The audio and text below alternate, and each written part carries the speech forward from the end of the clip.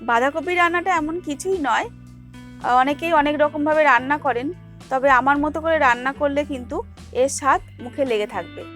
নমস্কার, আমি দেবযানী, আর দেবযানীর রান্নাবান্নায় আপনাদের সবাইকে স্বাগত। একটা মাঝারি সাইজের বাঁধাকপিকে ভালো করে ধুয়ে মিহি করে কেটে নিয়েছি। এখন কপিগুলোকে একটা প্রেসার কুকারের মধ্যে নিয়ে নিচ্ছি। এগুলোকে একটু সেদ্ধ করে নেব। সেদ্ধ করে রান্না করলে রান্নাটা তাড়াতাড়ি হবে, বাঁধাকপিটা অনেক মোলায়েম হবে, আর এতে খেতেও অনেক ভালো লাগবে। এক ফোঁটাও জল না দিয়ে এটাকে সেদ্ধ করছি। সামান্য নুন দিয়ে দিয়েছি, এর ফলে কপি থেকে বেশ কিছুটা জল বেরিয়ে আসবে, তাতেই কপি সেদ্ধ হয়ে যাবে। বাঁধাকপি সেদ্ধ হতে থাক, ততক্ষণ আমি রান্নার অন্য অংশে চলে যাব। একটা কড়াই গরম করে তাতে বেশ কিছুটা সর্ষে তেল দিয়ে দিয়েছি। তেল ভালো করে গরম হয়ে গেলে ওই তেলে ফোড়ন হিসেবে একটা শুকনো লঙ্কা আর একটা তেজপাতা দিয়ে দিলাম, আর দিলাম সামান্য গোটা জিরে। এবার ফোড়নগুলো কয়েক সেকেন্ড ভেজে নেওয়ার পর ওই তেলের মধ্যে দিয়ে দিলাম আলু। দুটো মাঝারি সাইজের আলুকে 4 টুকরো করে ধুয়ে রেখেছিলাম।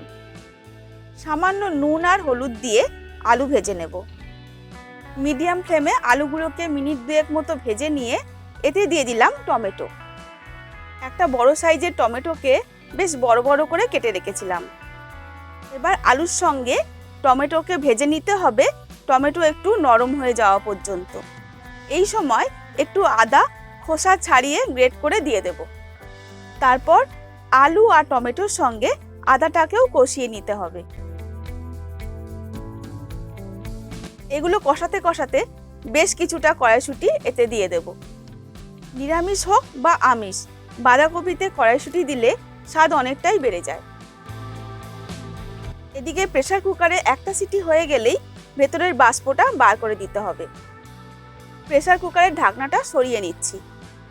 দেখুন, শুধু নুন দিয়ে স্টিম দিয়েছি, তাতেই কপি বেশ নরম হয়েছে, আর কপি থেকে অনেকটা জলও বেরিয়ে গেছে।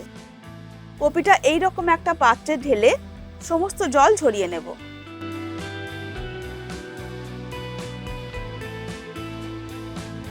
এদিকে সবজিগুলো কষানো হয়ে গেছে, এখন সেদ্ধ বাঁধাকপি এখানে দিয়ে দিচ্ছি।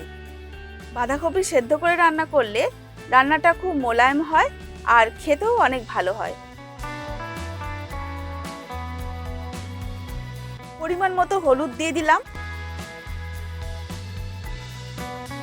এবার সব মশলার সঙ্গে বাঁধাকপি ভালো করে মিশিয়ে রান্না করতে থাকবো। কপি সেদ্ধ করে যে জলটা বেরিয়েছিল সেটা রেখে দিয়েছিলাম, সেই জলটা এখন আমি এতে দিয়ে দেব। দুটো চেরা কাঁচা লঙ্কা দিয়ে দিলাম। মিনিট খানেক রান্না করে ঢেকে দেব 5 মিনিটের জন্য। 5 মিনিট পর ঢাকাটা খুলে একটু নেড়ে নিয়ে চিনি দিয়ে দেব।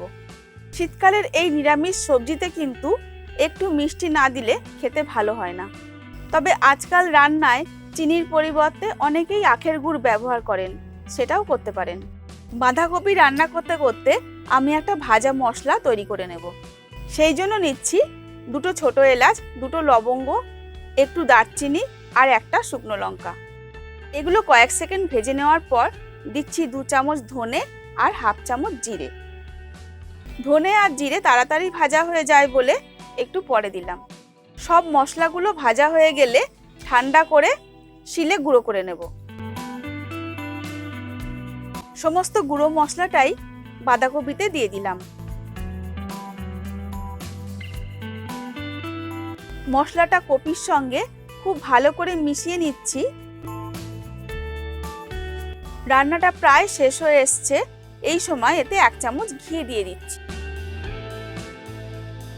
ঘি দেওয়ার পর একটু নাড়াচাড়া করে গ্যাস অফ করে কিছুক্ষণের জন্য ঢেকে রাখলেই রান্না কমপ্লিট। তাহলে বন্ধুরা, আজ এই পর্যন্তই। আবার আসবো নতুন কোনো রেসিপির সঙ্গে। ততক্ষণের জন্য সুস্থ থাকবেন আর ভালো থাকবেন। ধন্যবাদ।